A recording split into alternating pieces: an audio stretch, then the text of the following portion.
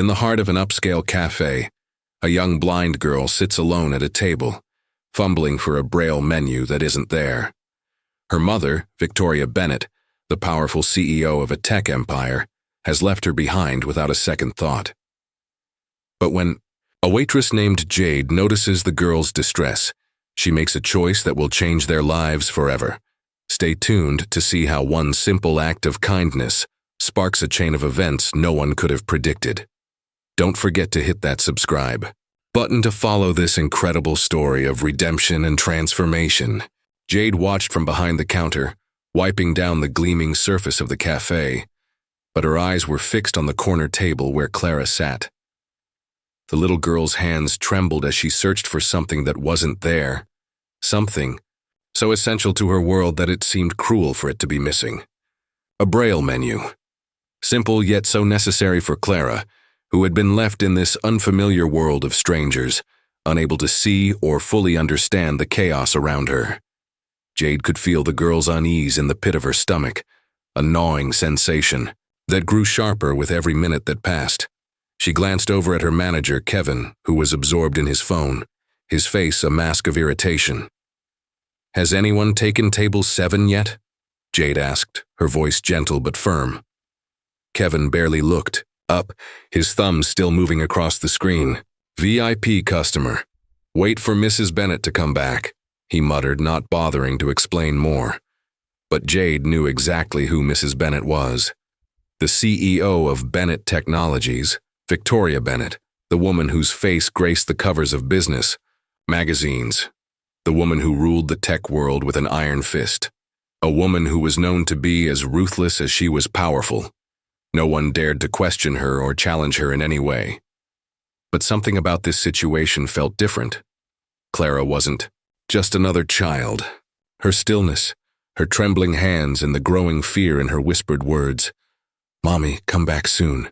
Mommy, come back soon," struck a chord deep inside Jade. She saw beyond the title of CEO's daughter and into the heart of a lonely child, left to fend for herself in the most vulnerable way. Jade's thoughts raced as she felt an unspoken responsibility welling up within her. Clara couldn't be left alone like this. No one seemed to notice. People walked past, ignoring the little girl's struggle, their heads turned away, too busy with their own lives to care. But Jade couldn't do that. She wouldn't. Ignoring the growing tension in her chest, Jade crossed the cafe, her steps deliberate but her heart racing.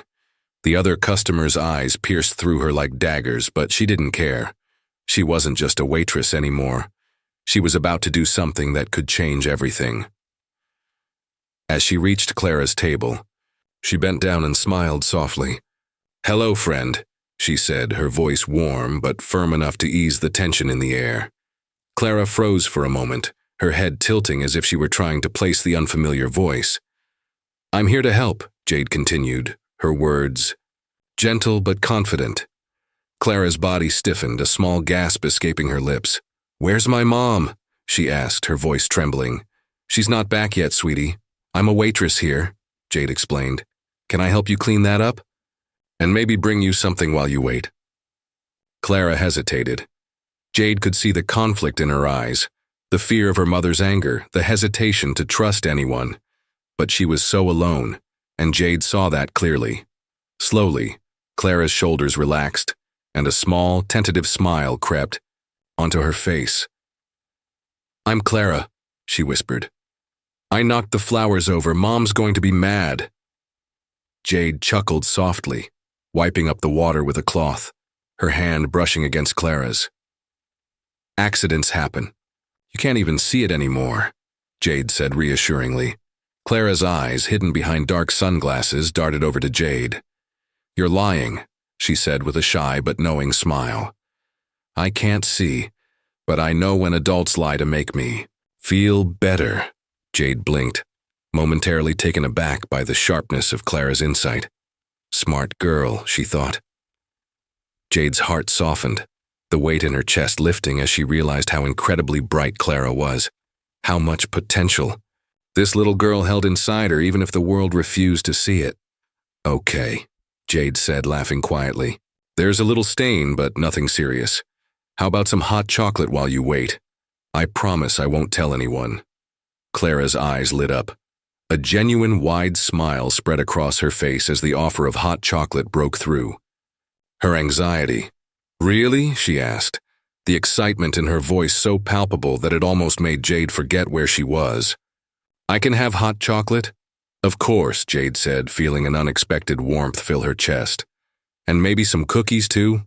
Clara's face brightened, and for a brief moment Jade saw her as a child, not a figure trapped in a cold, calculating world.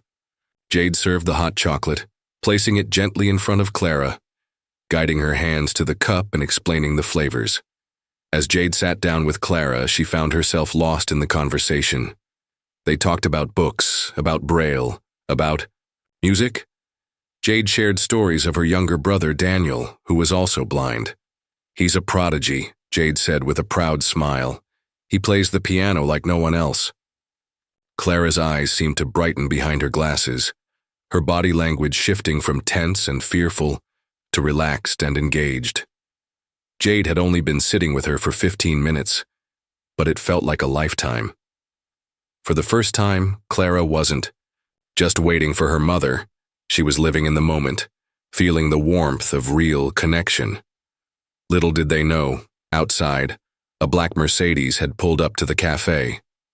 Victoria Bennett, with her calculating eyes, watched the scene unfold through the café window, her gaze fixed on the two of them. A slight frown tugged at her lips, but she didn't move. Not yet. Jade didn't notice her mother's arrival, but Clara did. "Mom!" she exclaimed as Victoria approached, her voice bright and innocent. "Jade taught me about the constellations we can feel instead of see." Victoria froze. The look in her eyes shifted, a mixture of surprise, irritation, and something else Jade couldn't quite place. She walked toward the table, her high heels clicking sharply against the floor. Jade stood up instinctively, feeling a chill in the air as Victoria's presence seemed to suffocate the warmth that had only just bloomed between her and Clara. Victoria looked at Jade with cold, calculating eyes. "I see you took the liberty of feeding my daughter," she said, her voice low and controlled. Jade, standing tall, met her gaze without hesitation. "It was on the house," she replied firmly. The silence between them was thick, heavy with unspoken power and tension. Jade could feel the weight of Victoria's stare, but she didn't break. She had done nothing wrong, and in that moment, Jade knew. This wasn't just about a simple act of kindness. This was the beginning of something much bigger, something that would shatter the boundaries of their lives in ways neither of them could have imagined. As Jade stood at the table, the tension between her and Victoria Bennett thickened. The atmosphere in the café seemed to hold its breath. But as Jade felt the heat of the powerful CEO's gaze, her mind drifted momentarily. Back to her small apartment, back to her life before this moment. Jade didn't come from privilege. She had grown up in a cramped apartment with her younger brother, Daniel, who had been blind since he was 5. Their mother had passed away when Jade was just 16, leaving her to fend for Daniel and herself. The weight of responsibility had shaped her life in ways she never imagined. But no matter how hard things got, Jade always found a way to keep moving forward. She had taken on multiple jobs, juggling school, work, and the constant care her brother needed. Daniel was a piano prodigy, but despite his remarkable talent, they couldn't afford to send him to the prestigious schools his talent deserved. Still, Jade held on to hope that one day, things might change. Now, standing in the face of this rich, untouchable woman, Jade felt a strange mix of defiance and vulnerability. She had never cared much for status or wealth, but when it came to Clara, she could feel her protective instincts rising. The little girl wasn't just a CEO's daughter, she was a child in need, just like her brother. As Victoria turned to leave, Jade was about to breathe a sigh of relief when a voice interrupted her thoughts. "Jade!" The voice was familiar, soft but urgent. Jade turned to see her neighbor, Mrs. Langley, walking toward her. Mrs. Langley had lived next door to Jade and Daniel for years. She was an older woman with graying hair, always dressed in worn, floral, print dresses. Despite her quiet demeanor, Jade knew Mrs. Langley cared for them deeply. She often stopped by to check in on Jade and Daniel, bringing homemade meals and offering words of comfort when life felt overwhelming. Mrs. Langley's face was etched with concern as she approached. "I saw that woman leaving with her daughter," she said, her voice low. "She seemed cold, but the way you were with that little girl, it was something different, Jade." Jade's shoulders tensed. She hadn't expected Mrs. Langley to be there, observing. It made her feel exposed, as if the small, quiet world she had built for herself was being pulled apart. But she quickly regained her composure. "Clara needed someone," she said, her voice steady. She needed care, not just because of her blindness, but because she was left alone. Mrs. Langley looked down at the floor for a moment before raising her gaze to meet Jade's. "I know," she said softly, "but you have to be careful, Jade. People like that woman," she motioned, toward the door where Victoria had exited. "They don't forget things. They don't forget people who stand up to them." Jade's chest tightened. "What do you mean?" Mrs. Langley's voice dropped even lower, like she was sharing a secret. "I don't mean to scare you, but people with money, with power, they don't like being challenged. And when they feel threatened, they do things you won't expect." Jade felt a chill run down her spine. She had never been one to back down from a challenge, but Mrs. Langley's words left a knot in her stomach. What if helping Clara would lead to something she couldn't control? What if Victoria Bennett had the power to destroy her life, as easily as swatting a fly? But as Jade looked at Mrs. Langley, she saw something in her eyes, a kind of knowing. Mrs. Langley wasn't just worried for her. She was trying to warn her about the dangers of the world Jade had just stepped into. It was a world Jade had never known, but one that she was now deeply entangled in. "I don't know what to do," Jade admitted, her voice small for the first time that day. "I don't want to make things worse. I just want to help her." Mrs. Langley took a deep breath, her frail hands trembling slightly as she reached out to Jade. "You've always been a good girl, Jade. You've always taken care of your brother. You've done everything right." She paused, her eyes searching Jade's face. "But be careful. Don't get caught up in their games. They'll use you if they can." Jade looked away, her gaze drifting to the cafe window. Outside, the bustling city carried on with its endless rhythm. People walking, cars honking, life moving forward. And yet for Jade, everything felt suspended. She was no longer just a waitress. She was a part of something far bigger than herself. Something that would either break her or give her the chance to change everything.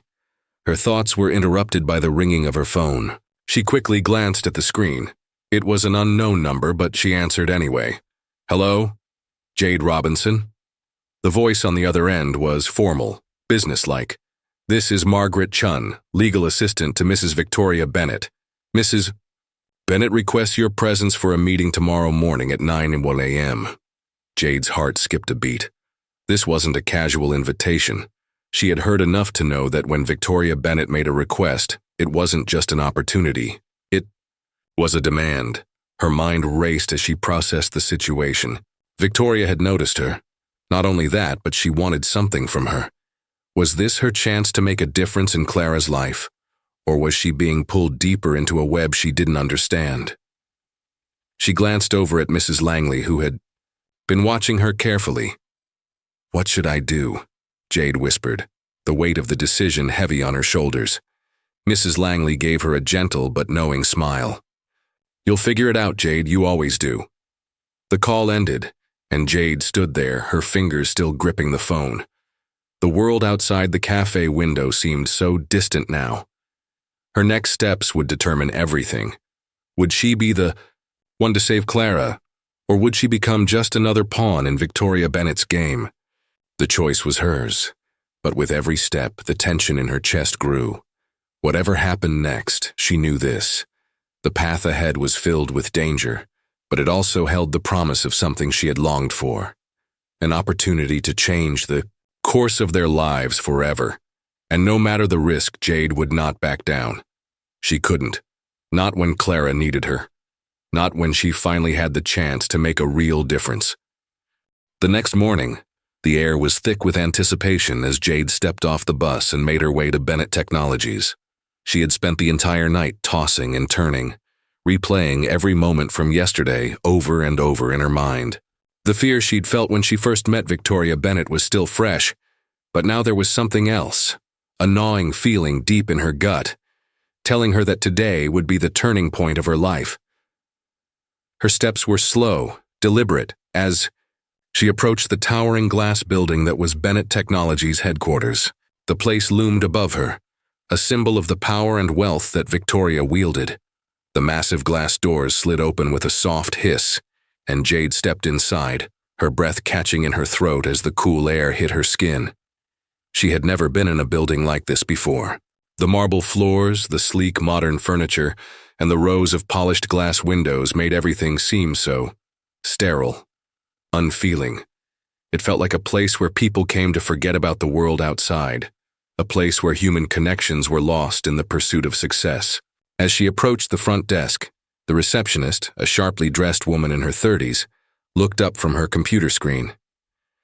"May I help you?" she asked with a smile that didn't quite reach her eyes. Jade swallowed. "I'm here for a meeting with Mrs. Victoria Bennett." The receptionist nodded, a small, almost imperceptible flicker of surprise in her expression before she quickly composed herself. "Please take a seat. Mrs. Bennett's assistant will be with you shortly." Jade nodded and walked to the waiting area, her legs feeling like they were made of lead.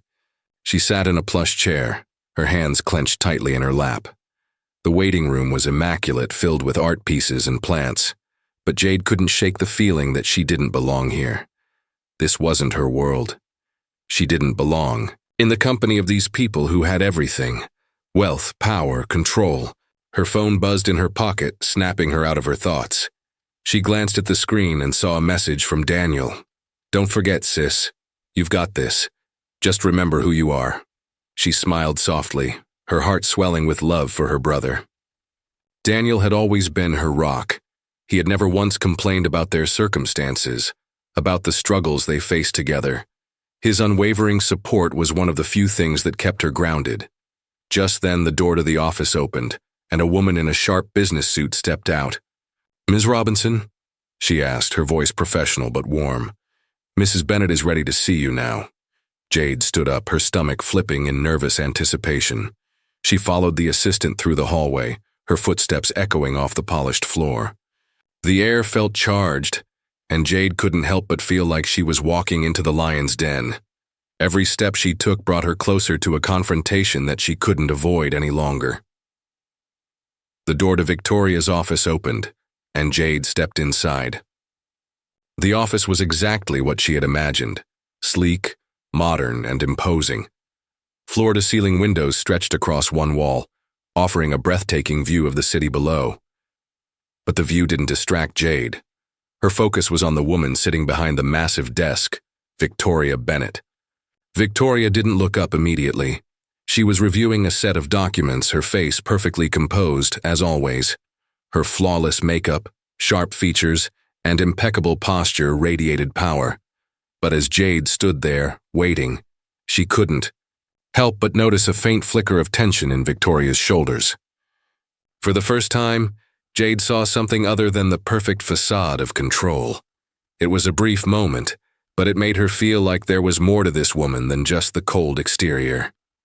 Victoria finally looked up, her sharp eyes meeting Jade's. "Sit," she commanded, her voice smooth and authoritative. "We have a lot to discuss." Jade took a seat across from her, her heart pounding in her chest. The silence that followed was thick with tension, each second stretching out longer than the last. Finally, Victoria spoke again. "I understand you've been kind to my daughter," she said, her tone measured but cold. "It's not every day that someone in your position would show such compassion. But I want to make one thing clear, Jade. I don't do things for charity." Jade felt the weight of her words settle on her like a heavy blanket. The implications were clear. This wasn't just a meeting about Clara. It was about control. And in Victoria's world, everything and everyone was a transaction. Victoria's eyes flicked down to the papers on her desk before meeting Jade's gaze once more. "I have an offer for you," she continued, her voice steady. "I want you to work for me. Full-time, a position looking after Clara. But there's more to it than just that. I have other opportunities for you." Jade's pulse quickened. This wasn't what she had expected. She had been bracing herself for something more like an interrogation, not an offer. But as she processed Victoria's words, a sinking feeling settled in her stomach. What kind of opportunities was Victoria talking about? "I'm not interested in being your employee," Jade said, her voice steady despite the rapid beating of her heart. "I want to help Clara, that's all." Victoria's lips curled into a smile, but it didn't reach her eyes. "Of course," she said, her tone dripping with sarcasm. "You want to help her, but let's not pretend that you don't have your own motives. This isn't about Clara. This is about what you can gain from being in my world." Jade felt a sharp sting in her chest. She had always been proud of the fact that she had never let anyone take advantage of her, never let herself be used for someone else's gain. But here she was, facing the woman who controlled everything, who could make or break her with a single word. The power was palpable, and it made Jade feel small, insignificant. "I don't care about your world," Jade said, her voice firm despite the growing fear in her gut. "I care about Clara, and I'm not going to let you manipulate me into becoming a pawn in your game." Victoria's eyes narrowed, the smile fading from her face. "You really think you have the power to turn down my offer?" she asked, her voice dripping with contempt. "You think you can walk away from everything I'm offering you?" Jade's throat tightened.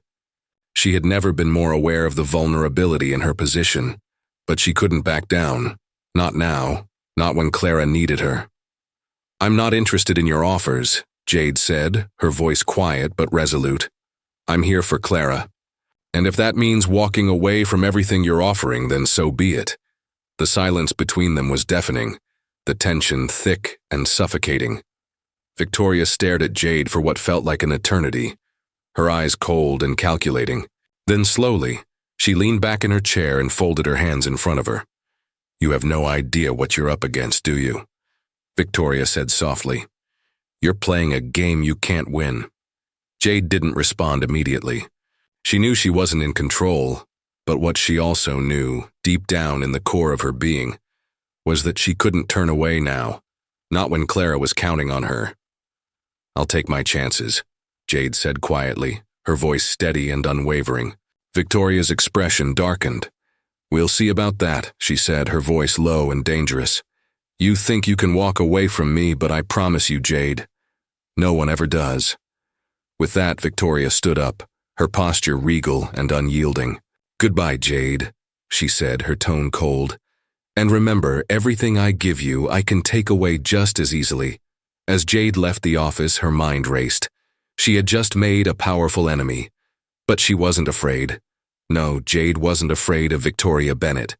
She was afraid of what she would have to do next, because she knew the real battle was just beginning. And in the end, it wouldn't be about who held the most power. It would be about who had the courage to stand up and fight for what was right. After the tense meeting with Victoria Bennett, Jade no longer returned to work at the café. She had decided to leave her job, not out of fear, but because she realized she couldn't continue living in the shadow of a world she didn't belong to.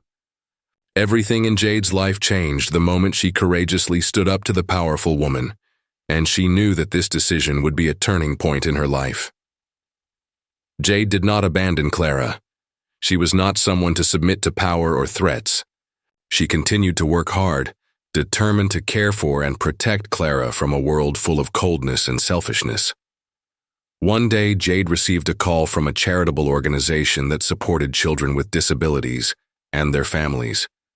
Seeing the empathy in Jade's and Clara's story, the organization invited Jade to join an important project aimed at creating a better educational and developmental environment for children with disabilities. Jade not only found a new job, but also became an inspiration to other children and to herself.